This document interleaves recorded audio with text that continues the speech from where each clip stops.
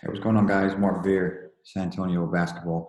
I want to jump on here real quick and go over this play that we put on our Facebook page in regards to coverage. Appreciate everybody jumping on and giving their input. I've also put this on my Instagram page to get some feedback and a lot of discussion, different opinions. But I did want to go in here and just touch on it so we're all on the same page as far as coverage. It's an interesting play. It's a tough play to cover.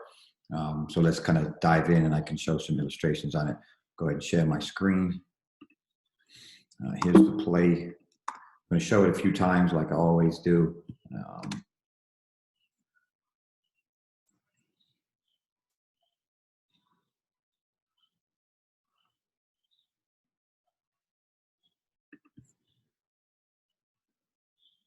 So what I want to focus on is the two players that get tangled up right here in front of center. I'm not too concerned about the double whistle we have up top.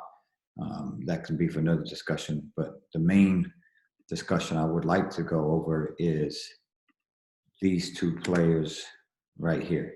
These are the two players that cut through and they get tangled up, and then we have no eyes on this, no understanding on how the players got to the floor. And as officials, we need to know how players are getting to the floor. Either it's illegal or legal contact, and sometimes players just go to the floor. They just go to the floor by themselves. But what I do want to talk about is, one, every time we miss plays, we want to talk about positioning. So if we wind this back just a little bit here, we can see that center is already too high and they're already on the ball. So if I get my little annotations out here, so we can see his eyes already on the ball and we have Trail's eyes on the ball. So right now the system is broken. We've got ball watching going on. We've got 4 sets of eyes on one competitive matchup. Center needs to be free throw line extended. For this purpose, we would like him to be right in this area here. Okay, so if we run the play,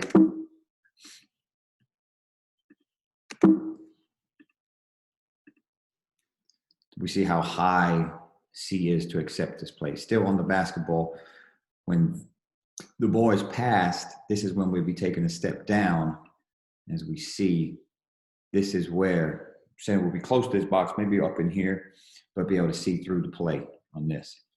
So we would like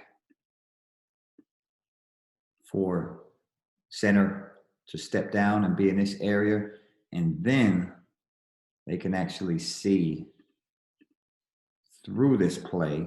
This is the angle they would have, and then this secondary matchup would actually flash right in front of them, and they could probably pick up this illegal contact going through. So if we run it,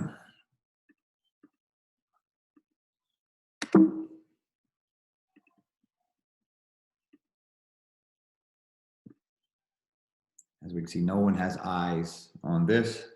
Trail is still on the ball. Lead is on the ball. Center's on the ball. So again, we're having 3 referees refereeing one play.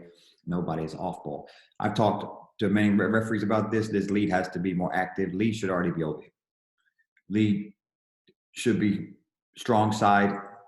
And if we back it up, as soon as this ball gets to here, lead should be coming. We have 1, 2, 3, 4, 5, 6 players over here. All the actions is competitive. Nothing competitive over here, and nothing. Trail can handle this. That would slide down to C and be able to referee backside coverage. Lead needs to come on over and assist on this play. If Lead was able to get to this side, they could actually assist on this play on the secondary cadence whistle and pick this up.